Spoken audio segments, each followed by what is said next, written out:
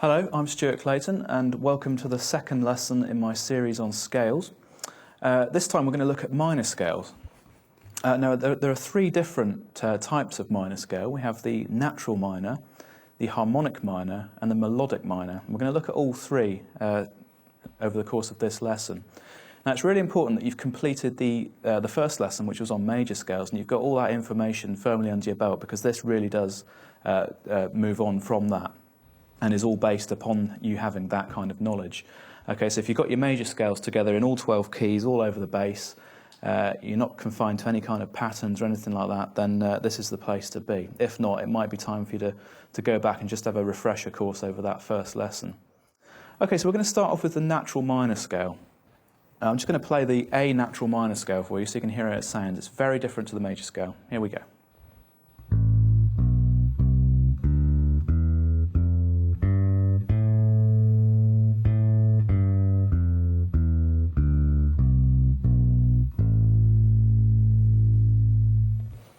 Okay, now the natural minor scale is once again built up of a series of intervals, and we're once again using tones and semitones, although they'll be in a different order now as opposed to the order that we had in the major scale. So here we go. This is an A minor scale. So we have A to B, we have a tone. B to C, we have a semitone. C to D, we have another tone. D to E, another tone. E to F is a semitone. F to G is a tone. And G to A is another tone. Okay, so that was the A natural minor scale. That series of intervals that we just looked at will always result in a natural minor scale, whether you play it from A or from D or wherever, really. Now, some of you might have noticed that scale contains all natural notes, and in that way it's identical to the C major scale. And the reason for this is because they are related scales. Every major scale has a relative minor scale, and A minor is the relative minor of C major. Now, the way we can find out the relative minor of any major key is to start from the root note of the major key and count up 6 scale degrees. So if we count up through the key of C, 1, 2, 3, 4, 5, 6, we get to A. That's our relative minor. Now, another way that you can do the same thing is to count downwards 3 scale degrees. Okay, so we start on C, B, A. That's our relative minor scale. And that works in any key. So if we take F major, 1, 2, 3, 4, 5, 6, we get a D, so it's going to be D minor. Similarly, if we walk downwards 3 scale degrees, we get a D there, so D minor again. So that's the way you can go through all the major scales and find out which minor scales are related to it. Now we're going to look a bit deeper at the A natural minor scale now. We're going to look at the content of the scale and use that knowledge to play it on one string, just on the A string. So as you know, it contains only natural notes, okay, so no sharps or flats. So if you know your major scales as well as you should do, this should be a piece of cake. We're going to play the scale just on the one string. Here we go.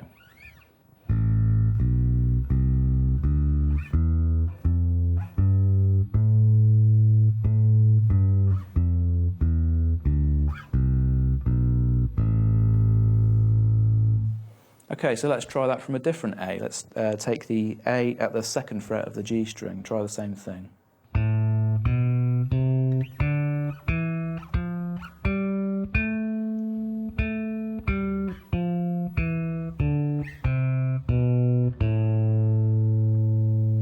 Okay, now you can pick any of the different A's on the bass and apply the same theory. You'll always get a natural minor scale.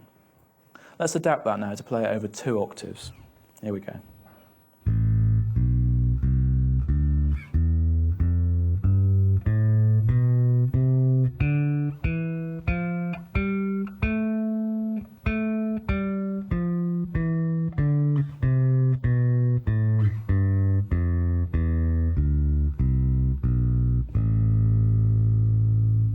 Okay, now once again, I didn't stick to any pre-planned patterns or anything like that.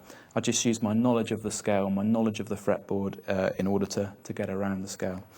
Let's try that from a different place. Let's try that from the 5th fret of the E string.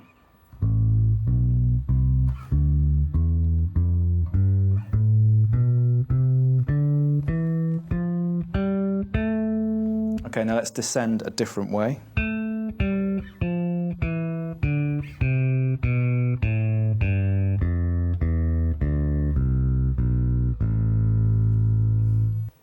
Okay, so in doing so, in ascending one way, descending another, I used a good portion of the fretboard to get around the A natural minor scale.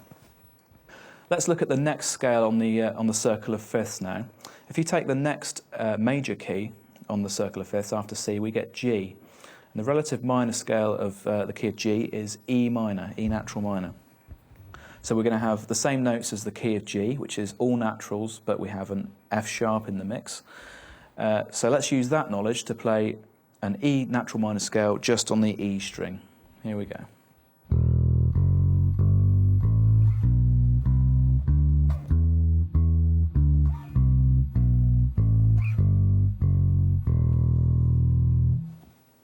Now let's try that over 2 octaves.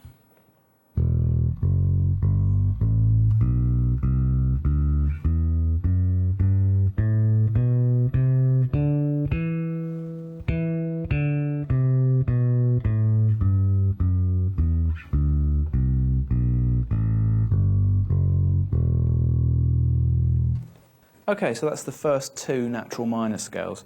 Now, you might be forgiven for thinking that the next step would be to adapt what we know into that longer exercise that we looked at in the major scales chapter, where we went from the lowest available note within the key. Now, if we did that, we'd be playing the exact same exercise, because if we play A minor from the lowest note on the bass, it's got the same notes in it as the key of C, so you'd end up with the exact same exercise. So the exercise that we talked about in the major scales chapter, not only is it good for warming up, practicing your scales, your fretboard knowledge and your ear, it's actually a good way of practicing your minor scales as well. The key to it is remembering which major scales and which minor scales are related, so that you know that when you're playing the first part, you know that you're playing either in the key of C or the key of A minor. It's just a case of remembering which one is which. Okay, now we're going to look at 3 bass lines that make use of the natural minor scale. And what I'm going to do is just play them through for you first, one at a time, and then we'll stop and have a quick look at the note choices that I've made in the scale, and we'll dissect that a little bit. And you'll find that the music is available on the website for you to download as a PDF. So let's do the first bass groove. This is in the key of A natural minor.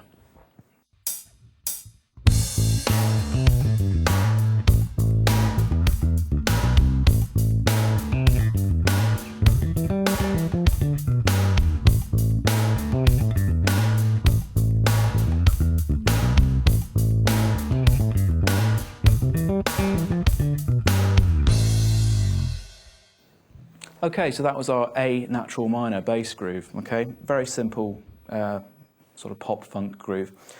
Just to talk through briefly what I played there, I'm just sticking really to chord tones and scale tones. There's nothing fancy in there. So we started off with a sort of a root and octave figure.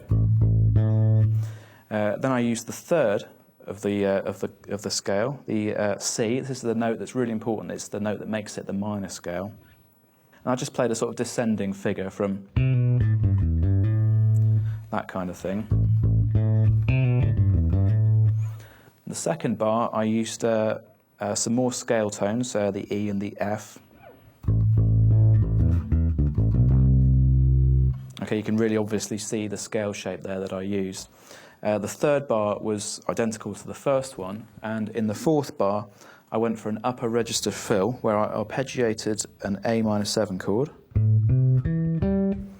and I just filled it out with scale tones.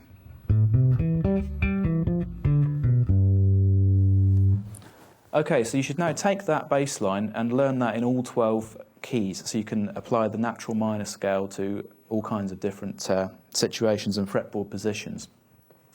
Let's look now at the second bass groove. This one is going to be in the key of E natural minor, so we're going to be using the F sharp as well as all the natural notes.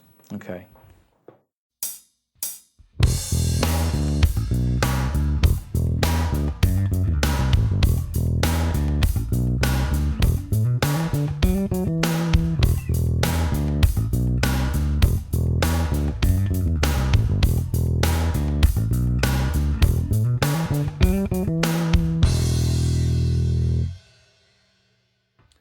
Okay, so that exercise used the E natural minor scale. And just to briefly explain what was going on there, I used chord tones of root, octave and 7 for the first 4 notes.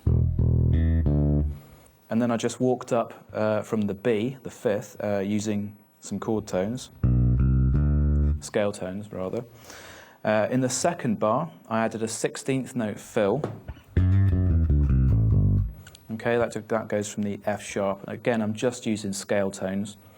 The third bar, once again, was identical to the first bar.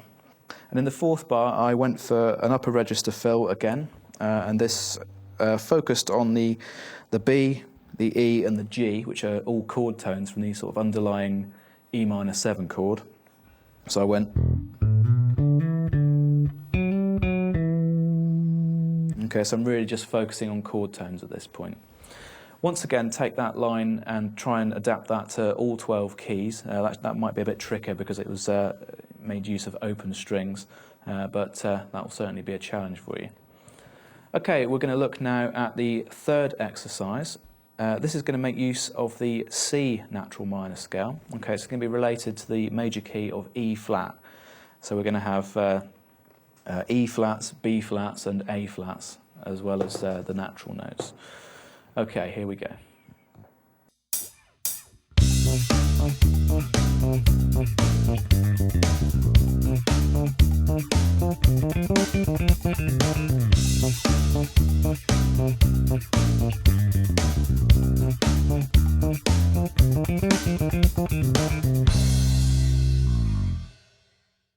Okay, so that exercise made use of the C natural minor scale.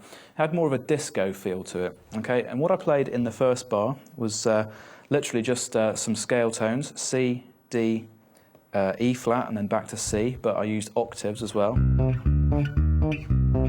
I carried that on into bar 2, with a C and a B flat. Then once again I went for a 16th note fill, really just walking down through the scale. The third bar was almost identical to the first one, but instead of going back to the C, I went up to the F. And then in the final bar, I arpeggiated a C minor chord with an F in the middle there. That's a scale tone rather than a chord tone. That's the fill that I played at the end, and that's really just focusing on scale tones once again.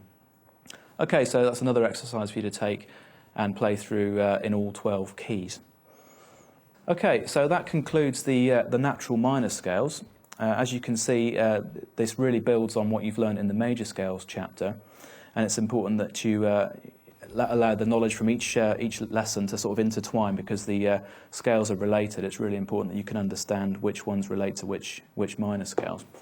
We're going to look now at the harmonic minor scales. These have a very different flavour to the natural minor. I'm just going to play you an A harmonic minor scale so you can hear that sound. Here we go.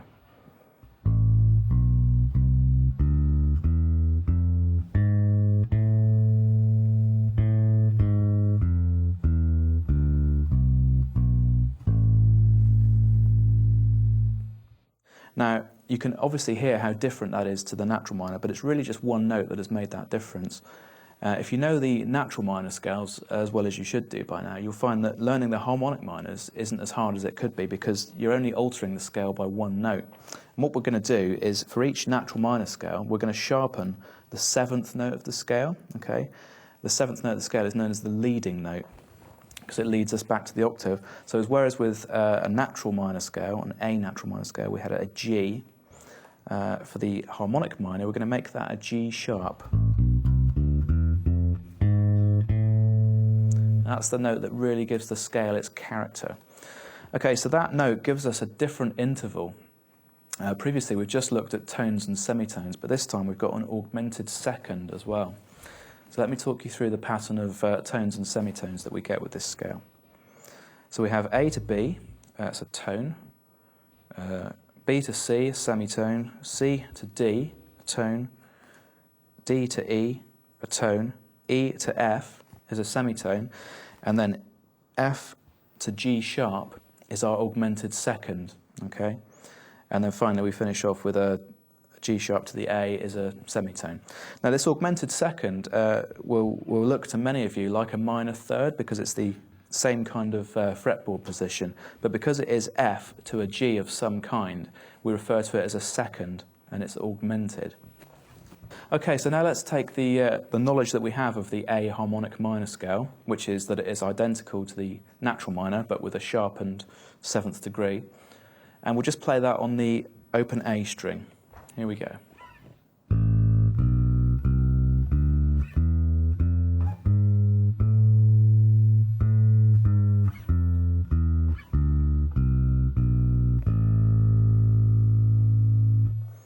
Okay, now assuming that you know your natural minor scales, it shouldn't be too much of a stretch to adapt this into a 2-octave A harmonic scale. Let's try that now over 2 octaves. We'll start from the open A string once again.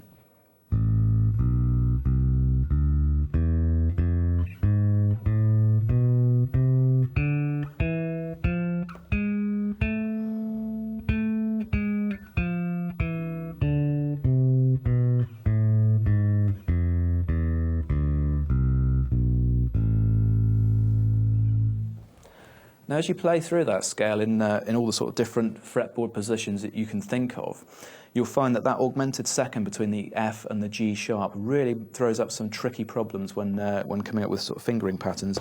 This jump from the F to the G sharp is quite a big one, and it might take you a little while to get used to that. Okay, so once again, you can develop that exercise from the lowest note on the bass, which is available in that key. That is, in this case, going to be E. So now let's play 4 bars ascending through the harmonic minor scale and then 4 bars descending.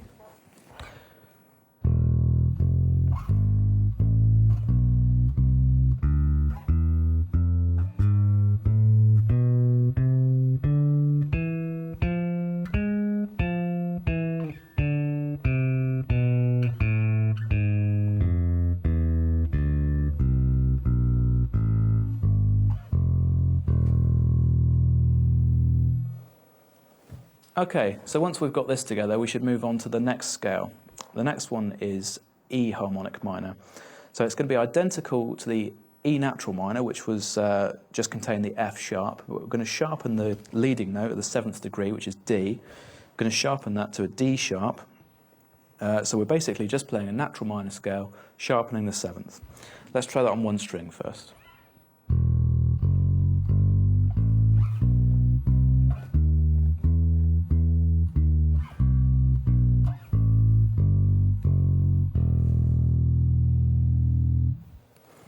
And now over 2 octaves.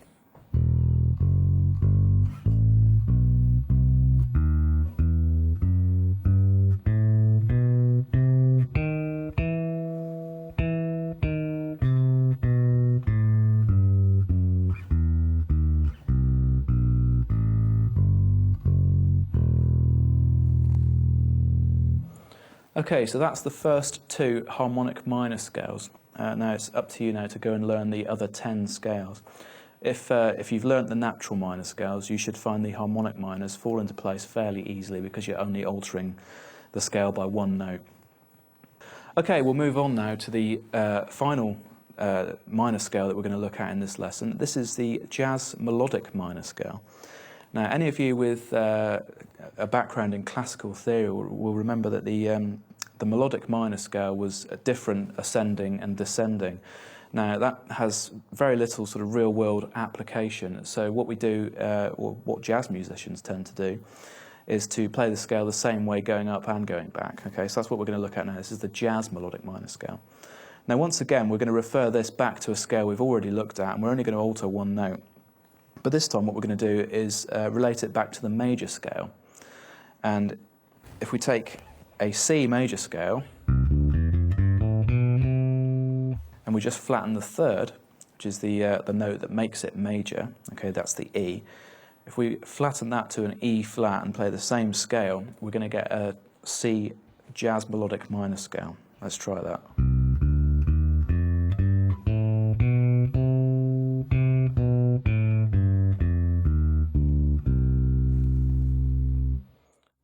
Okay, so it's quite an unusual sounding scale. It's almost like a major scale and a minor scale stuck together.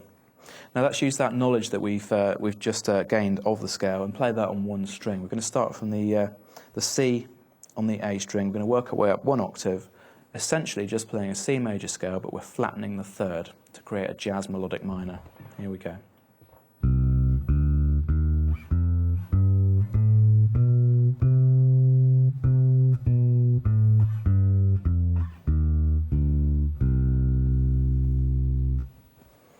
Okay, let's adapt that to be a 2-octave jazz melodic minor scale.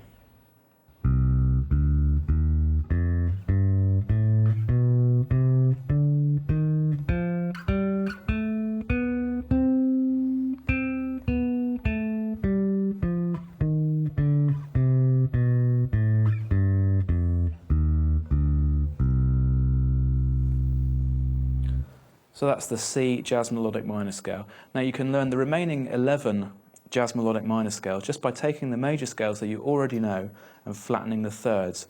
Now this sounds simpler than it actually is, and you'll find that as you play through them they have some tricky sort of fingering issues, and they take a little while for your ear to get used to as well.